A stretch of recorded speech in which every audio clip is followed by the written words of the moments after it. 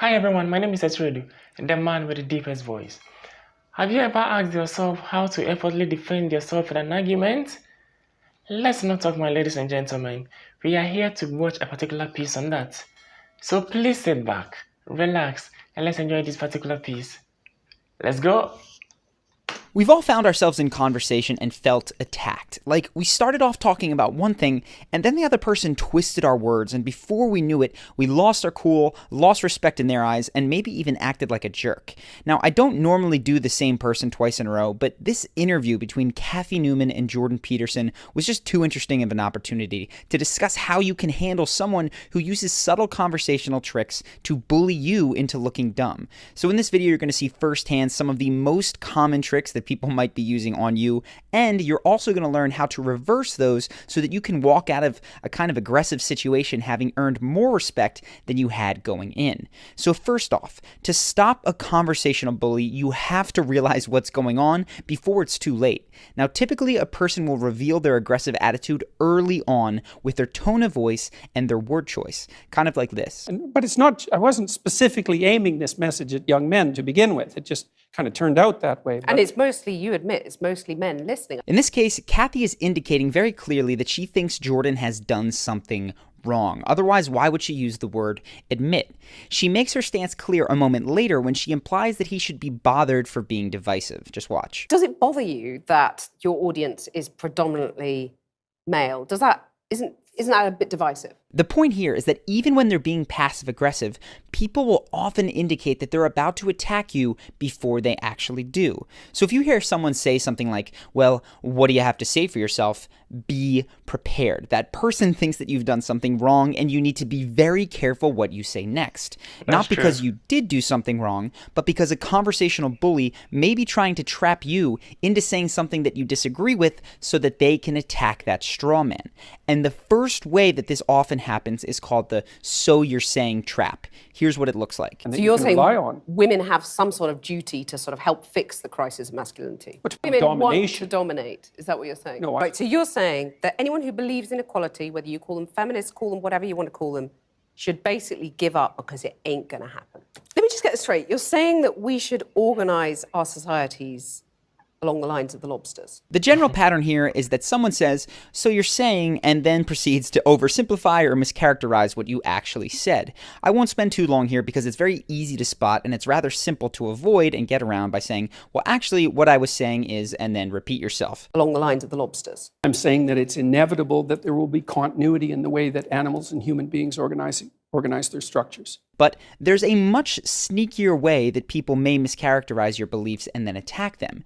Basically, it's when someone's words imply that you believe something you don't, and they don't actually say it. So in business, they call this assuming the sale. Like when a car salesman says, so would you like that with the leather interior or with the fabric interior? Before you've even decided to buy the car. Now, with a several $1,000s purchase, you're likely to notice this and say, whoa, whoa, whoa, who said I was buying in the first place? But it's very likely that this is happening to you in conversation all the time and you don't even notice. Here's how it might look. Yeah, but those reasons, why should women put up with those reasons? Embedded in the question, why should women put up with it, are several important presuppositions, namely, one, that there is something to put up with, and two, that Jordan thinks women should put up with it. Now, the trap here for Jordan would be to answer Cathy's question directly, and many of us fall into it in similar situations. Then we start arguing for things that we don't even really believe, just out of habit. Instead, you need to identify that hidden presupposition and then call it out. So watch how carefully Jordan listens to Cathy's questions so that he can catch what she's not saying. Why should women be content I'm not not saying to that get they to the should top? put up with it. I'm saying that the claim... Here's another example of assuming the sale from later in that conversation. See if you can spot the hidden presupposition and ask yourself what you might say to respond to it. Which women do a lot of. But why shouldn't women have the right to choose not to have children? So what's the hidden presupposition? That Jordan thinks women must have children. And of course, he defends a woman's right to make any decision about that she wants. The right to choose those demanding careers. They do. They can.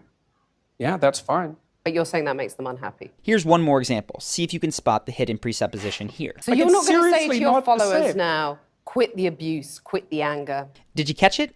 The presupposition is that Jordan's followers are abusing people. Now, he can't answer that question directly. He has to address that hidden point first, and he does. Well, we'd need some substantial examples of the abuse and the anger before I could detail that question. There's a lot of it out there. When I cut the clips like this, it makes it very easy to see these hidden presuppositions, but in real time, this can be difficult. One simple thing that you can do to make it easier on yourself is to purposely assume a relaxed posture, as Jordan does throughout this entire conversation. Now, this posture actually helps you to think less frantically because your body is signaling to your brain that everything is okay, you're in control. You'll also want to give yourself some time to pause after each question, which Jordan definitely does.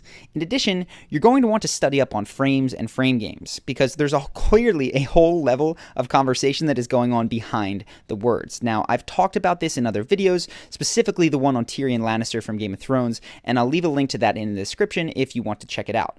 Moving along though, the last clip contains a small example of the third conversational bully tactic in this video, which I'm naming the smash technique. Take a look. So you're not going to say to your followers now, quit the abuse, quit the anger. It's subtle here, but Cathy smashes together two very different terms, abuse and anger. Now, by ending on anger, it'd be easier for Jordan to just forget it and answer the question, but that would tacitly accept that his followers were abusing people. That's why the smash technique is so frustrating. People are embedding hidden statements that you actually disagree with and then moving through them before you have the time to voice that disagreement. You may also have seen people barrage you with questions just to overwhelm you into having to accept their points like this. Otherwise, why would there only be 7 women running FTSE 100 companies in the UK? Why would there still be a pay gap, which we've discussed at length? Why are women at the BBC saying that they're getting paid illegally less than men? It can be easy to get overwhelmed and to lose focus as you try to answer all of these questions. But with the smash technique in general, the best policy is to slow down the tempo of conversation and tackle one question or one point at a time. Do the same job. Well, that's not fair, is it? Let's go to the first question. Those are complicated questions. So hopefully now you're more aware of the "so you're saying" trap when people assume the sale and, of course, the smash technique. This moves us to the second section of this video, which is how to persuade someone in these kinds of situations. And I will say, it seems to me that it doesn't look like Jordan is necessarily trying to change Cathy's mind, but simply to debate in front of an audience. There are still some valuable tips to be gleaned from this video and a few things that I'd add. First, do not strawman the other person's ideas, even if they're doing it to you. And to be clear, I don't know if I mentioned this, strawmanning is when you create a caricature of their ideas and then attack those rather than what they truly believe. Instead, show the other person that you are truly engaging in their real points. Attempt to understand them.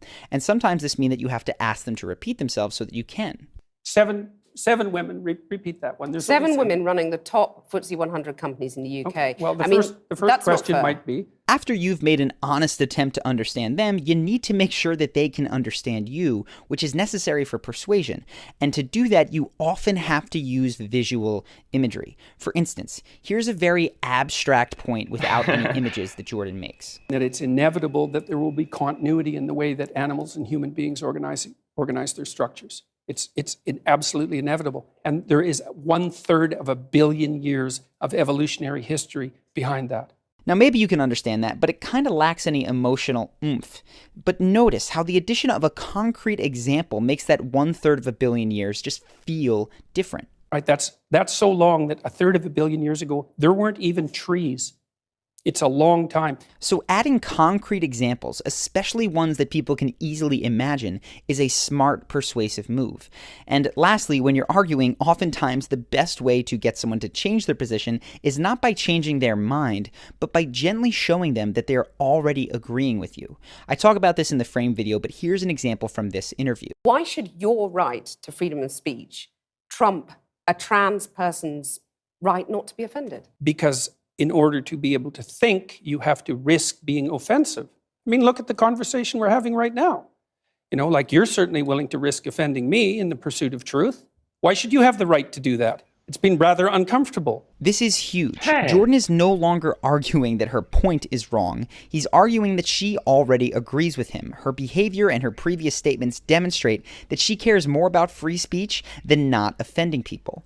And then Jordan doesn't try to make this point wrong. He shows her how they're actually very much in alignment. You're doing what you should do, which is digging a bit to see what the hell's going on. And that is what you should do. But you're exercising your freedom of speech to certainly risk offending me. And that's fine. I think more power to you as far as I'm concerned. And then, of course, Cathy feels stumped because she does actually agree with Jordan, and she's proven it herself. People have a strong desire to remain consistent with things they've already said and done, so oftentimes this becomes one of the few ways to persuade someone who's really dug in their heels. You're basically showing them that they don't have to move in order to agree with you. They already do right where they're dug in. And then, of course, Jordan hits her with the gotcha. And I'm just trying to work that out. I mean, Confused. Ha, gotcha. you have got me. You have got me. Now, even though I laughed at that phrase at the time I was watching the interview, I have to say that last bit, gotcha, does not improve Jordan's persuasive case. It actually makes Cathy feel silly and wrong, as opposed to happy to discover that she and Jordan are really on the same team all along. And if I had to give one last point of constructive criticism, it would be that Jordan answered all of Cathy's questions rather than trying to proactively address her deeper, unstated emotional concern. And in my opinion, that emotional concern is that Jordan is her enemy, that if he believes something, it must be against her interests. If Jordan could have found that and pointed to a more common ground that they share, which we all of course have, I don't think the interview would have continued in such an argumentative fashion. But Jordan's role isn't necessarily to convince Cathy Newman of anything, it's to debate for an audience and to promote his book, which I think he did at an A+ level. If you think that I missed something or you just want to discuss, leave a comment below. I'm actually going to be checking periodically, but I will be most active in the comments for that first hour after the video goes live, which is now 2 p.m. Eastern on Mondays. So hit subscribe and hit the notification bell to make sure that you're notified when I'm here and chatting. Okay. If I'm being honest, this is such a beautiful piece. And I love how, they got to explain certain things by using a voiceover. It is very beautiful. I've actually loved Jordan Peterson for some time now. He's such a brilliant man. He's such an intelligent man. And I really love the approach she used in the course of the interview. You understand? It is rather unfortunate that sometimes you are seated in an interview and people try to attack your personality instead of addressing the main issue on the table. Well, that didn't really happen this time, but I'm just saying it. It normally happens. Trust me, it normally happens. Jordan is such an amazing man. He had to take his time. He maintained his posture in order to answer the questions beautifully, to an extent that he even ended up confusing the host. And I'm like, bro, that's how we do it, man. That's how we do it. All right, let me not talk about, ladies and gentlemen. I believe you've learned one or two things in one way or the other. Well, my name is Esredu, and I still maintain my title as the man with the deepest voice. If you love the content I do create, or if you love what I do, and you genuinely want to be part of this beautiful family, do what? Subscribe to the channel, like this video, and keep your comments coming. Peace.